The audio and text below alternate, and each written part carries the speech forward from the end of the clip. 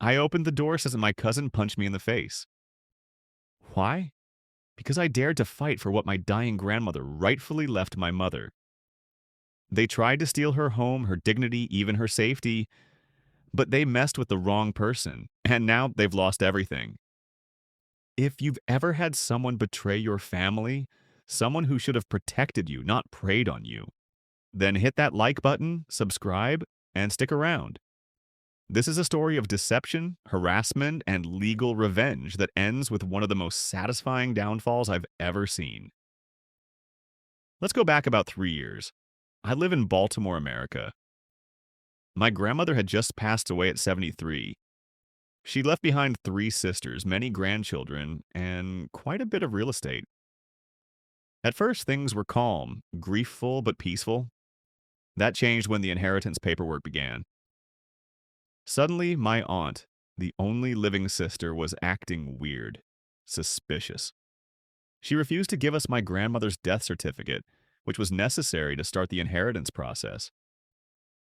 That's when the stench of something rotten hit me.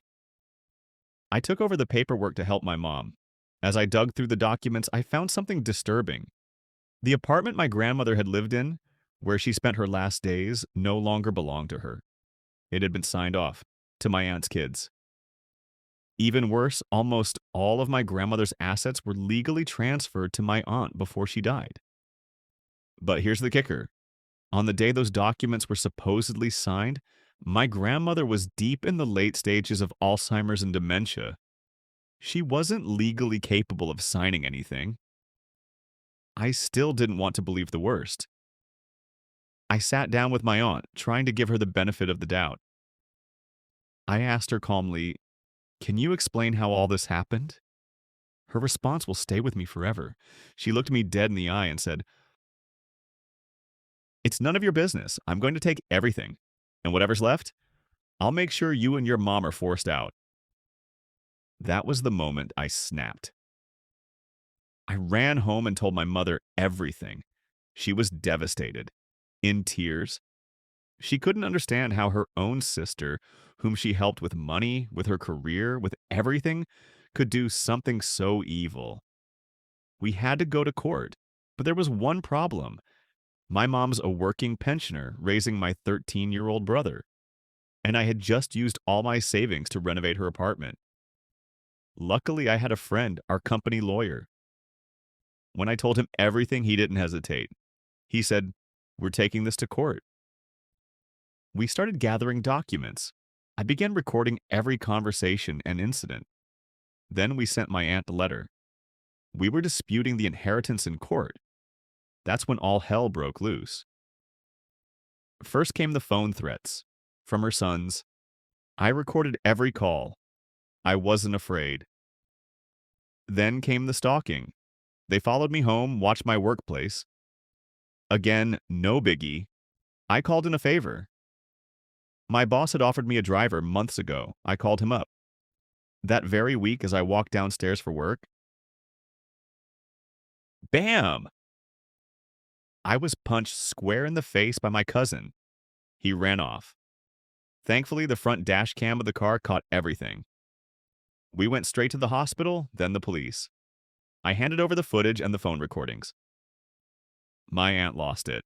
She called me, screaming threats over the phone. I calmly reminded her that her son was already in legal trouble. Click. She hung up. But they weren't done. One night, loud banging shook my front door. Before I could reach it, it burst open. 2 massive men walked in and said, "This is our apartment too now. If you want to stay healthy, you better pack your shit and go." They handed me paperwork, legally binding. My aunt had transferred them a portion of her ownership rights, just enough to give them legal access. That's how they worked. These men weren't just thugs. They were what we call professional inconveniencers. Their job was to make your life hell until you gave up your share of a home. And for the next 3 months, that's exactly what they did. They changed the locks repeatedly, played loud music all night, left trash and filth everywhere. I barely slept. But I didn't give in. Eventually, they left, defeated. Thinking I was worn down, my cousin tried one last desperate move. He came to my apartment building one night and sprayed pepper spray at my front door, hoping to lure me out. Luckily, I was doing housework and had blocked the door cracks to stop concrete dust from spreading. I barely smelled a thing. The next day was court. I showed the judge all the evidence: threats, assaults, harassment. Finally, my mother agreed to request that her sister be disqualified from inheriting anything. The court ruled entirely in our favor. I walked out of court that day with my mother victorious. She now owns all the real estate that was rightfully hers. I received a significant financial settlement for the assault and threats. But the fallout? Oh, that was the sweet part. Her son, the one who hit me, is in prison. Charges, assault, threats, and even homicide-related negligence. Why?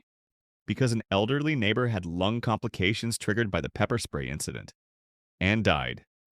Her second son, fired from the emergency rescue team, he's now blacklisted from government work and has no other skills. They're broke, legally ruined, and completely alone. My aunt? She lives in a tiny, crumbling apartment. No support, no respect, poetic justice. You know, family is supposed to protect you, but sometimes the worst monsters wear the warmest smiles. All I did was stand up for my mother, and in the end, karma did the rest. If this story gave you chills or reminded you of someone who tried to take what wasn't theirs, hit that like button and tell me in the comments. What's the most satisfying revenge you've ever seen? And don't forget to subscribe. More stories like this are coming soon.